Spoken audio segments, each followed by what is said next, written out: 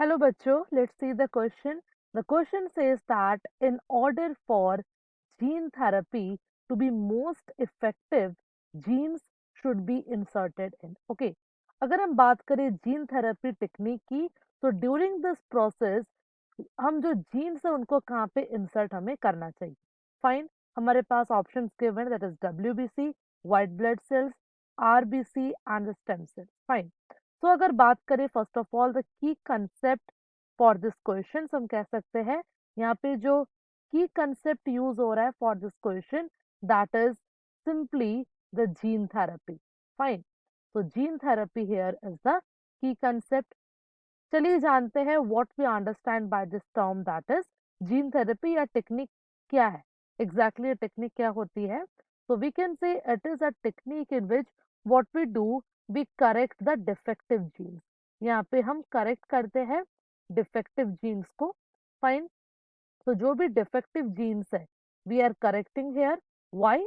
In order to prevent our self from any kind of disease, या कह सकते हैं to cure a particular type of disease. तो कोई भी डिजीज को अगर हमें ट्रीट करना है या उसे प्रिवेंट करना है, what we are doing in this technique, we are correcting the defective genes. Now अगर बात करें जीन थेरेपी की, तो ये दो तरीके से किया जा सकता है. फाइन.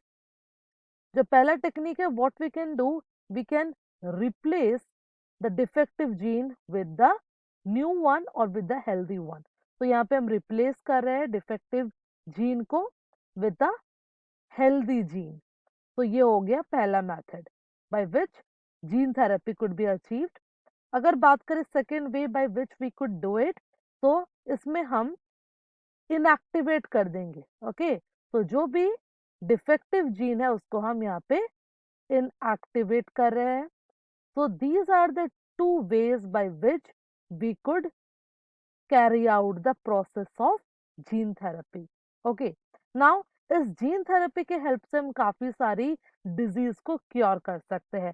तो वो कौन कौन से डिजीज है by which we can cure some of the disease. For example, हम सम टाइप ऑफ कैंसर्स को हम क्योर कर सकते हैं. We could cure the diabetes, the AIDS, hemophilia and many more. Okay, so these are some of the disease that could be treated by using the gene therapy technique. अब हमें बोला जा रहा है जीन थेरेपी में क्या कर रहे हैं. अगर हम बात करें इस मेथड की, जहाँ पे हम डिफेक्टिव जीन को रिप्लेस कर रहे हैं विद अ हेल्दी जीन, तो यहाँ पे हमें हेल्दी जीन को इंसर्ट करना पड़ेगा होस्ट ऑर्गेनिज्म में. तो हम होस्ट ऑर्गेनिज्म में इस हेल्दी जीन को किस जीन के अंदर या किस सेल के अंदर इंसर्ट करेंगे. हमारे पास ऑप्शन है फर्स्ट WBC. अगर हम बात करें WBC, that is a white blood sales, तो हम कह सकते हैं व्हाइट ब्लड सेल्स का जो लाइफ स्पैन होता है वो बहुत ही शॉर्ट होता है. Their life span is in the range of 13 to 20 days. तो अगर हमने अपनी हेल्दी जीन्स को WBC के सेल में इंसर्ट किया, तो आफ्टर 20 डेज क्या हो जाएगा, वो फंक्शनल जीन भी मर जाएगा. तो ये किसी यूज का नहीं रहेगा. दैट्स व्हाई ये ऑप्शन हमारा गलत हो गया. WBC is not that cell. Fine. अगर हम बात करें ऑप्शन बी की, दैट इज RBC. अगेन, जो RBC का लाइफ स्पैन होता है दैट इज 120 डेज. ओके, तो ये भी कम है. फाइन.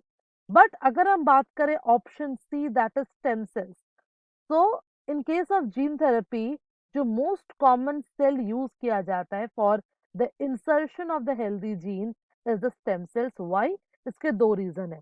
सबसे पहला रीजन ये है कि जो स्टेम सेल्स है, they have the ability to self renew themselves. Okay, so इनके पास एबिलिटी है कि वो अपने आप को सेल्फ रिन्यू कर सके. क्योंकि अगर अपने अपने हेल्दी जीन्स को स्टेम सेल के अंदर डाला, तो stem cells have the property of self renew. तो हमारा जो फंक्शनल जीन है वो भी ऑटोमेटिकली सेल्फ रिन्यू हो जाएगा. तो ये था first benefit of using the stem cell. अगर बात करें second benefit of using this, तो हम कह सकते हैं they can survive the lifetime of the patient. Okay, तो ये लाइफ टाइम तक पेशेंट में सर्वाइव कर सकता है. दैट्स वाई कोई भी पर्टिकुलर डिजीज के लिए ये हमें लाइफ टाइम प्रोटेक्शन प्रोवाइड करेगा. Therefore, we can say stem cell is that cell in which basically the genes are inserted during the process of gene therapy to make it more effective. तो जो हमारा correct option यहाँ पे होगा that will be option C. So here we can say that the final answer for this question will be option C, that is the stem cells. I hope you understood the question well. Best of luck.